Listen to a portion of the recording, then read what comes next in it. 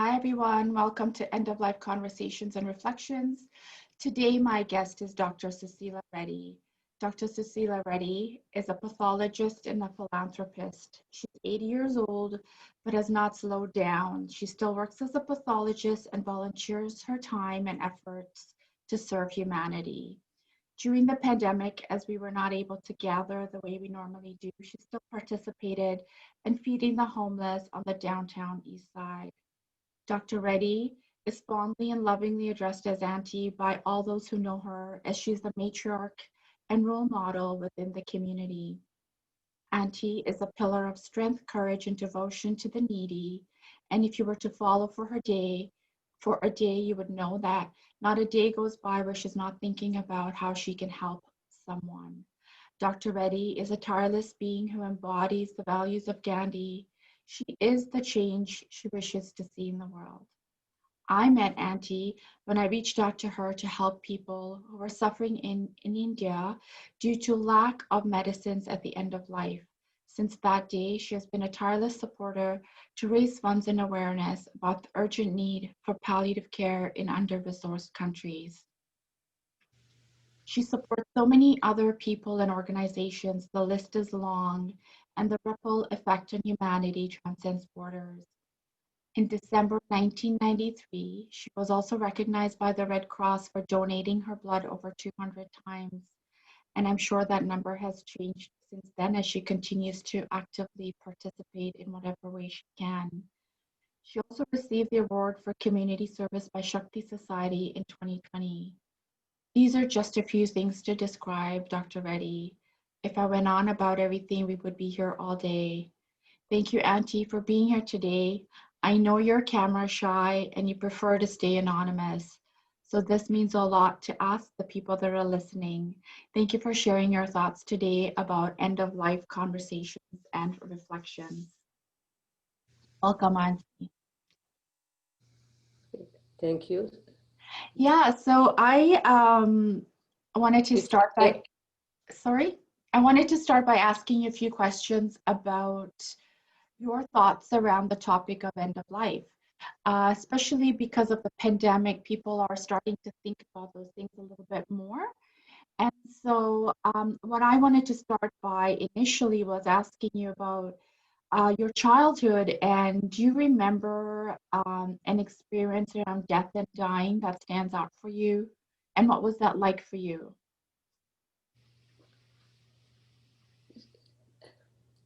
To start, I never read any books or about death and dying, nor I attended any lectures.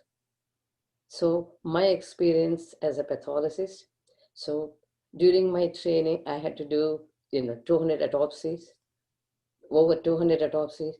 It's Okay. a training requirement. Okay. So Yeah. you have to And do I, the autopsies. Okay. yeah. And I felt at that time, death is the living. And otherwise, we wouldn't have known how the pathology of the lungs or anything else looks like. Now with the COVID, there are some few autopsies that will teach the pathologists and the medical people in future what they're expected to see and what's happening in their bodies, so they Right. can learn from that. Yeah. Okay. So that was your work related part of death and dying. Was there any experiences that you had with the death of a loved one or a friend that you recall when you were young? And were there any rituals or rites that you participated in when that happened? So in 1994, one of my cousins died. And so he died on the way from Karnool to his village, because my father realized he's going to die, he's not going to last. So we followed him.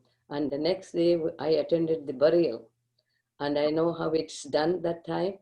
So then my sister was only 19 years old that time. Oh, And I know what she went through. And as a widow, I know the life of a widow. Nobody considers her as she also had a 2-year-old child. Nobody considers her remarrying on both sides of the family. And you think that maybe she did some sins in her past or something. That's the way it's going to be. And now recently she died at the age of 80 plus. Wow. So tell me a little 2 bit years about ago. that.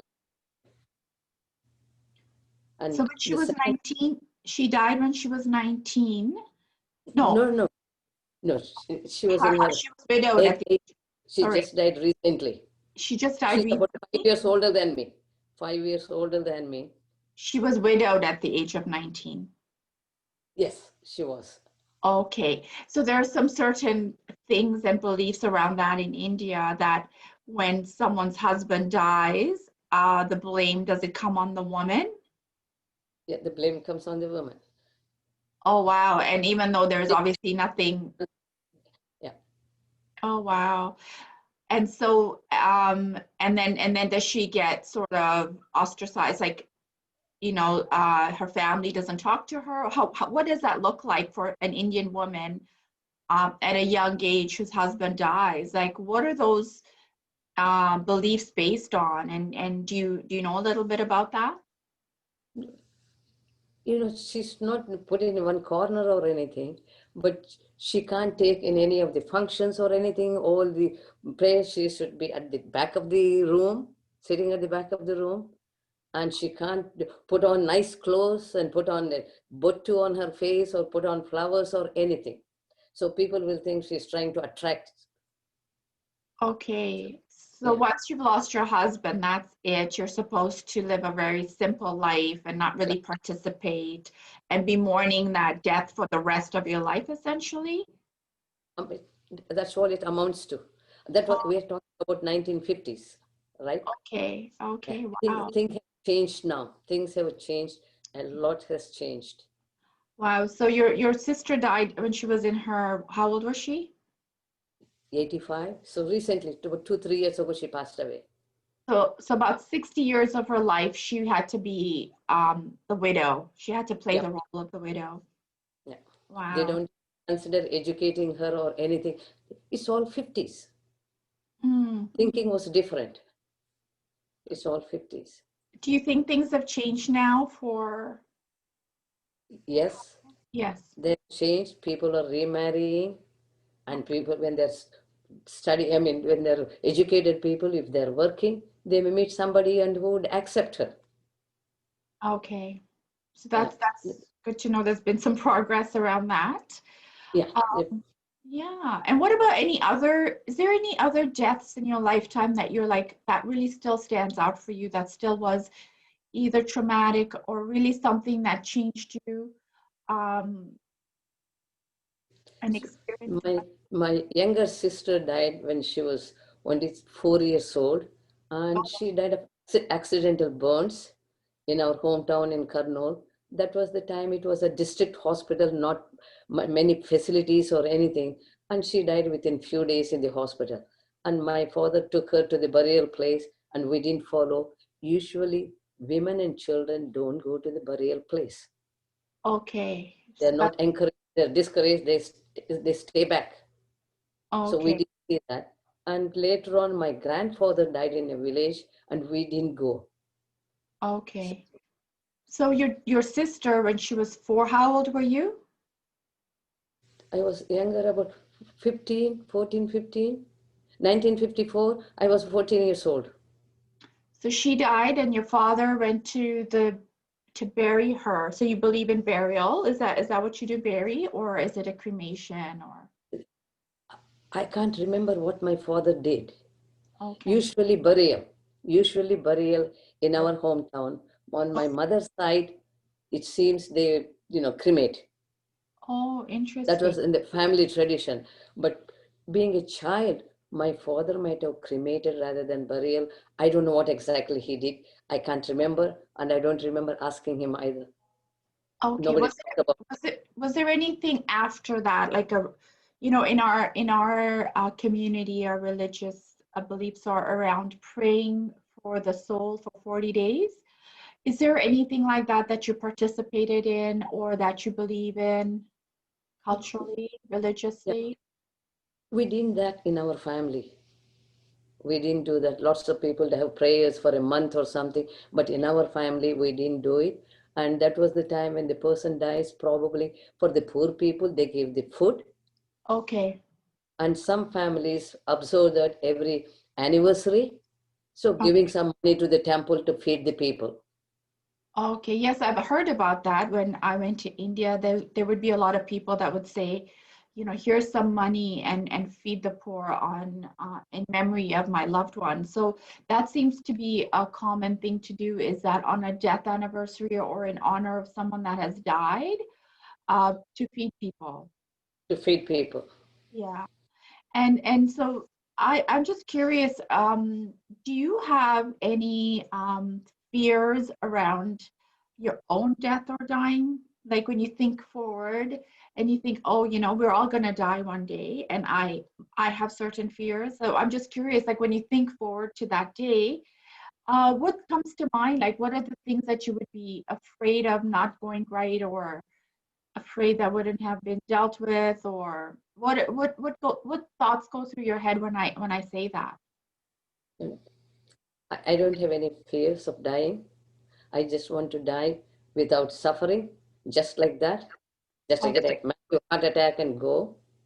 Okay. But we all feel that when we are born, so the God has written on our forehead what life we are going to, and when we are going to die, the time and date and the time of death On your forehead. on our forehead. And Okay. it's all destiny, we call it destiny. And if we have done good things in life, this current life, we will be born as a human being instead of a cat or a dog. And Okay. being born as a human considered is a superior thing. Okay. And we feel, and I honestly agree with that too, that when we are born, we have to die. There is no other way. Death is inevitable for every living species. So why is there so much fear around it? Like, I mean, I don't know if that was the way in India. Was it fear, or is it just fear globally? Like, what is your experience between India and Canada, like around death? Is it fear there as well? I mean, I know you're different in your beliefs, but in general, in society, people are extremely afraid to even have a conversation about death and dying with me. So I'm just curious, like, would you say that that also is something that's common in India? People don't normally talk about dying or death. People, they think maybe the end is going to come and they don't do any wills or anything because until the last day or something, if you write the will, but people will take the insurance thinking if something happens, the family should look after. That time they don't consider about death. But when somebody asks you about a will or anything, and they just want to know that the family is going to take care of their assets and everything, they don't misspend and misuse and get a bad name for the family.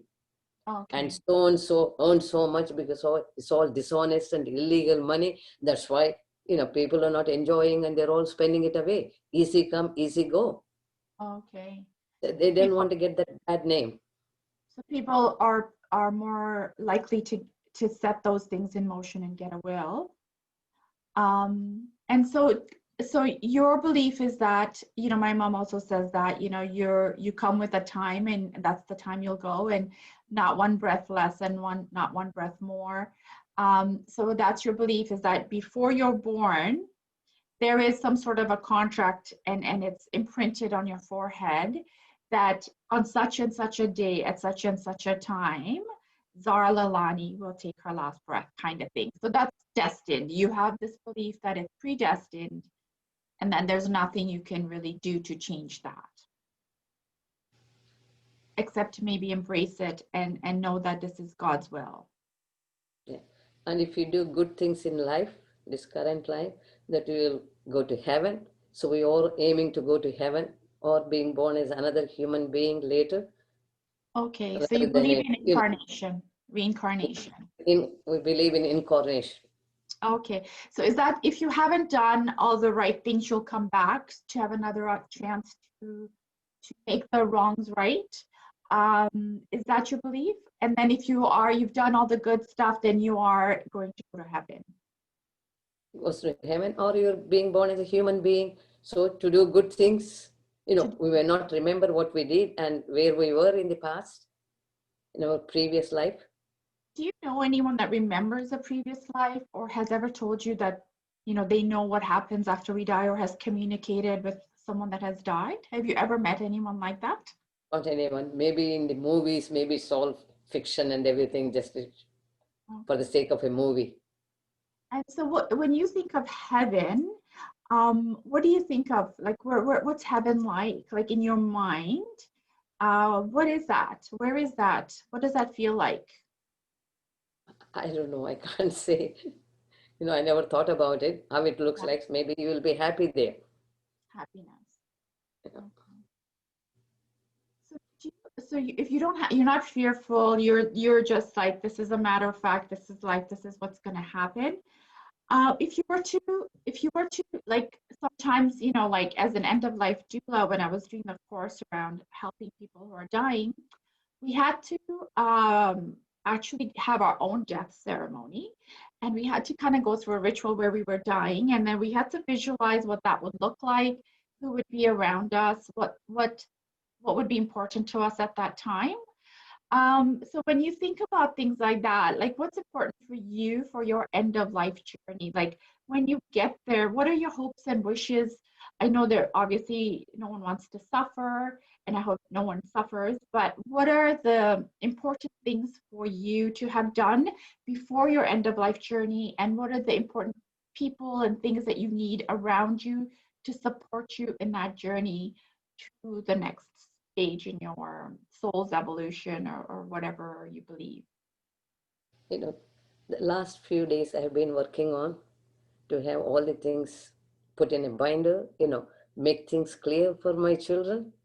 And Yeah. so I wrote all my wishes and everything, including how I want the funeral Okay. and how much money to spend and Oh, what to do with the money that comes, or insurance money and everything. I just laid down everything. So I had to show my son the end of the year. So these are the things that are there in the binder, and these are all the important things. So he doesn't have to search anymore. I just want to make their life easier. yeah. Otherwise, it's difficult to gather things. Yeah. So yeah, you've been working on that for a while. When I taught you last, you have an organized binder that you have in place. You want to keep everything in one place and organized. And what motivated you to do that? What inspired you to do that? Like, why now? You know, time has come, it has to be done.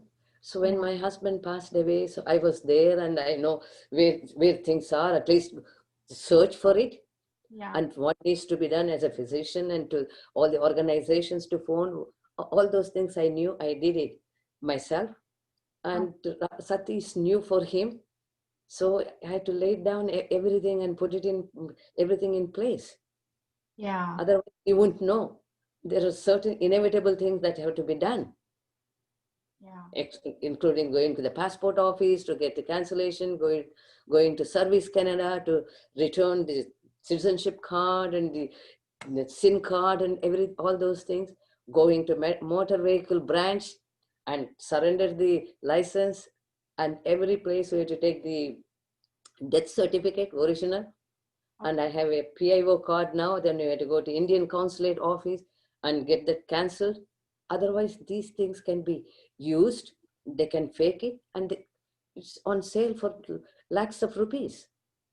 Our Wow. passport, our passport. So I did that, all those things for my husband, and Sati didn't know. Yeah. Maybe doesn't know those things have to be done. So I wrote it, everything, all these things for them. Wow, Auntie, that sounds like a lot of thought has gone into it and very detailed, right? It's a lot of people think, that someone dies and things will just work themselves out, but they don't realize the family has to do 100 different things in order Lots of to, yeah, sort everything out at lots the of end. things have to be done. Lots of things have to be done, and they have to inform the proper people. Yeah, And these things, and the funeral home will give a sheet what needs to be done within 10 days, what needs to be done 1 month, 3 months, and everything. And all those things, they take a long time. and if there wasn't a binder, then a family that's grieving, it would be so hard for them to sort through all that while they're grieving. So, um, I would encourage anyone listening to do what Auntie's doing, is to get everything organized and sorted for your family so that you can put it aside and you don't have to worry about it. At least it's off your mind and chest. And then you can continue to live not worrying about that, but at least it's done. And for families to not have to go through that, And having to sort otherwise, of, they will be searching for things, and it's time consuming thing. yeah. If everything is in place, life will be easier for the people. We have to make life easier for the people that are going to take care of things. Yeah. So, what hopes do you have around your end of life experience? Like, what do you hope happens um, for you? I know that you're very involved also with Two Girls Cancer Collaboration, where we're volunteers together. That's how I met you. But there was also this plea for support for people in under-resourced countries and people that we support in India through Two Worlds that don't have money for a burial, not a funeral, but a burial. They can't afford to have the burial or the care for the body after someone dies. And that there was I think it was a burial fund that was being put up for that, and you were involved in that as well and supporting that. What are your thoughts around, funerals and the costs around it and all those types of things? I know we've had a conversation about this before. So I want you to share what your thoughts are on that. Okay. 1957, not that, sorry, 2017, when Gayatri came for our gala event, Yeah, and the next day we all went for lunch. And during yeah, the conversation, I asked Gayatri, she's the director of the palliative um, place in Hyderabad, yeah, palliative care in Hyderabad. So during the conversation, I asked her, what do you do? How do you deal with these things, with the poor people? And she told me that, so and so will be doing only for funeral 5 funerals in a year. But there are a lot more people are going to die. They're coming to, end of their lives. yeah, So me and my son thought about it, and we put some money mainly for this purpose, because otherwise they didn't have any money designated for this purpose to help the people. They were using from the general funds. So we started that for the Hyderabad. yeah, Now that we started the palliative care in Kurnool, there are 8 beds. And so some people will be dying, poor people, and it's going to drain all the people in and around Kurnool. And that's my hometown. And there is a medical college where I studied, and I want to do something in return for my people yeah, in my hometown. So we started the palliative care. And I also thinking of anytime I donate to Two Worlds, I'm putting that money towards Kurnool, either palliative care or anything for use in Kurnool, in my hometown. So even for my funeral, I wrote it down that I don't want any expensive ones, coffins or anything. Last year in October, I attended one of our friends. yeah, She came to me first when he was in a palliative care. Auntie, this is what happening. It seems you have done for your husband. Can you help her? So I showed the bill and I said, these are all the things that are not required. And I highlighted it and I said, this is what I wanted my children to do for me. Eliminate all those things, simplify. And for health requirements in Canada, maybe in Vancouver, they need just a basic thing. okay, And in last year, I saw the person in a box that looks like a cardboard box, like a shoe box for a yeah, human sized cardboard box. They okay, did it in that one. There is no need for any of those big bouquet of flowers and everything. I'm not alive to see them or to smell them. Why to waste so much money? And I want the people not to send any flowers or anything. I wrote it down everything. okay, Just give it to any of your charities you believe in, or give it to the Two Worlds towards the funeral expenses for the poor people. And I don't want any of the celebration of life or this or that. If all the people that are in close to me, they know how I feel about it, and they know what things we have done together, just help the poor people. You yeah, know, in here we can do feeding the people because they could use some food. I know Saturday, Sunday, some people come, but the weekdays the cook cooks herself, and even whatever we give, she can use it those days and gives us time off and to do other things in the kitchen. Is that for the So downtown east side? downtown is on Powell Street. It's called Gateway Place now. It Okay. used to be living room in the past. So Yeah. they changed the name to Gateway. So I'm just thinking this January, if the weather is nice, as long as there is no snow, I thought we'll start the new year with a good feeling that we are going to feed the people. So 3rd of January, I told Sati just now, I said, I'm thinking of it. Yeah. So I can make 4, 6, 7 trays myself. And two of my friends said they volunteered. They said they will help out. So we all will go and give the food. All of us don't have to go. Just 2 car loads or 1 car load can go and drop off the food. Yeah. They will be happy and they can use it next time or use it in the soup and things like that. Yeah. So this pandemic has not deterred you from volunteering in any way. I think, we aren't doing our traditional fundraisers for Two Worlds or other organizations in person, but you found a way to still contribute. You're still helping feed the homeless. And what I'm also hearing you say about funerals is that you want to simplify, you want people to be mindful of what they're paying for instead of spending money after you die, after or having a luxurious casket, to take that money and help people that can't afford a funeral in India. I know that's something you've kind of discussed with me before, but there are people, how much is a funeral cost in India, for example, a burial? Like if people can't afford it, how many dollars do you know equivalent it might be, like $100, $50? Okay. In our religion, Hindu religion, we didn't use the coffins. We Okay. took it on a basic, just 2 pieces of wood or something and cross things so to keep the body. And they Yeah. carried the body. And these days, it seems there is a van now in our own hometown. When my brother died about 2 years ago, there was a van. They pick up we'll get the body from the hospital. He died in a hospital, and bring it and give all the ritual things and everything, wash and all those things. And they take it and people can go and watch it. Whether they have an electric or the gas furnace, I don't know. But otherwise, it was open fire. If you've seen the Gandhi movie, you saw that with all the sticks and everything, it's an open fire in the past. Okay. But now these things, and big cities, maybe electric ones and gas ones are available. But in my hometown, there is such a place. But whether they use the sticks or the gas furnace, I don't know.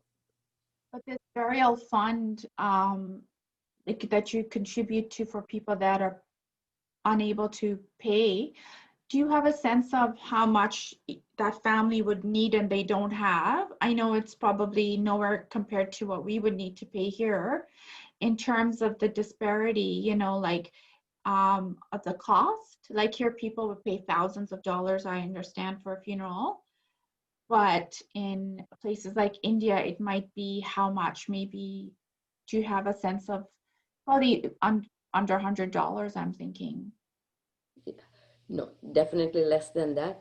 Now I remember Jagannath, he's the executive director of the palliative care in Hyderabad. He Yeah, sent a note and I asked him how much it costs. And yeah. if they have to take the body to their hometown, it depends upon the mileage they charge. Okay. The minimum was 200, and one person they have to take, and it costed about 1,500 rupees or something. How And much is that? if you take $50 as the exchange rate for easy calculations, 200 rupees will be how much? $4? $4. Yeah, $4. Wow.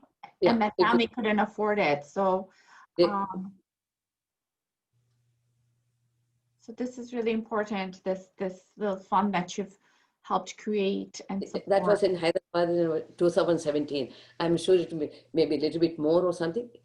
That's what Jagannath wrote to me, depends or told me, depends upon the distance they have to carry, Okay. because it's going in a refrigerated van. Okay. It's a hot country. Yeah. The body will decompose. So, Yeah. Wow. Yeah. This I don't know about what's happening in Kurnool, then I'll have an idea how they did for my brother. Just it was 2 years ago. latest information. Yeah. Is there any other thoughts you have around this topic that you want to share with people today? Okay, you know what? We have to show respect when the person is alive, just like a phoning, making a phone call or something, whether the person is doing, whether alive or dead, rather than getting a message from the other friends. Yeah. Rather coming to the funeral with the red roses and all those things, it won't help. And we are just following the tradition, and it's a custom in all the communities, in all religions. People go with flowers. Why Yeah. not think about the poor people and do something rather than, bouquet of flowers, hundreds of dollars. And I really specified everything when they phoned that mother died, specifically say no flowers, nothing. Save that money, instead of saying mother prefers that money to be donated to any charity they prefer, or So, towards palliative care if they know that's what I'm interested. yeah. It's I, fine. yeah. So I'm hearing you say that, don't wait till someone dies to remember them or think of them or bring, good wishes to them. Pick up the phone and call people you love while they're alive. And what I'm also hearing you say is that instead of spending money on someone that can't enjoy it after they die, take that money and help someone in need instead, because that would be a bigger honor for you. Is that correct? That's what I believe in. That's Okay. what, you know, Thank you. I thought, November is a remembrance month. Yeah, We have 11th November. We think of all the people that lost their lives for the country, Canada. yeah, And so we can remember our relatives and people that died, you know, that year or anything. Think about them and do something. So just make some food and give it to the poor people. yeah, Downtown places, they don't mind cooked food, or buy the raw material and donate to them. yeah, You don't have to spend time in cooking. Just buy them and give it to the people. yeah.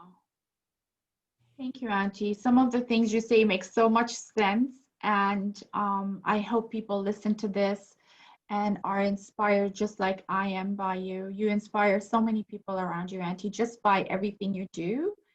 I mean, you're turning 81 next year in February 20th, and you're still out there actively trying to help people. And I know that if we weren't in a pandemic, you would be actively involved in many different organizations and people's lives, helping them and supporting them. So I'm just going to ask you one more time, is there anything you want to share about this topic with anyone? Anything else that comes to mind for you? I mean, I think this pandemic taught us a lesson, a Yeah, big lesson. And okay, when we go and drop off food, we just go to the back lane and call them, and they come with a trolley and take them. We are not serving the people because yeah, we can't go inside. yeah, So we don't have any. I don't have to worry about that. I'm going to catch COVID or anything from the people. yeah, And they come with the masks, and we go with the masks and everything. yeah, So I'm not worried about that one. So pandemic, and it said, it can people can catch in every walk of life, like a common person, rich or poor, whether president of a country or the prime minister of a country. So anybody can get it. That's what. And all we need is a basic things, something to eat, something to cover ourselves, and some place to sleep, minimum things, and some money to buy all these things. With yeah, everything else, what we have is all extra. yeah. So, and Simplicity. Yeah, yeah, we had to teach our children to save money for the rainy days, either in the computer or in the iPhone. There's no icon for that one. Okay, our philosophy is spend it now, enjoy. But how about the rainy days? We had to teach them. From India, our philosophy is in India, we are always saving because we didn't have any government funds unless you are working in the government places. So we didn't have the retirement money. We yeah, call it provident fund. So yeah, we don't have retirement money. We don't have a financial help, or none of those things existed. I'm talking about the past. I'm sure it may not be there. I don't know how much they're giving. I can't speak for the present time, but in the past we didn't have it. So we have to save money. Yeah. We don't want to count on the children, be a burden for them. So we used to save some money for us. Yeah.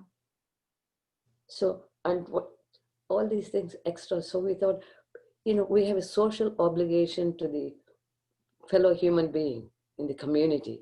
If we have some money, share a little bit of it. You don't have to give everything. So we Yeah. have to teach our children to share whatever little they can, Yeah. just helping them with their homework or something, giving a pencil, pen, or any of those things. Now Yeah. I saw in Vancouver Sun advertised about for the children are coming to the schools without food. They're hungry.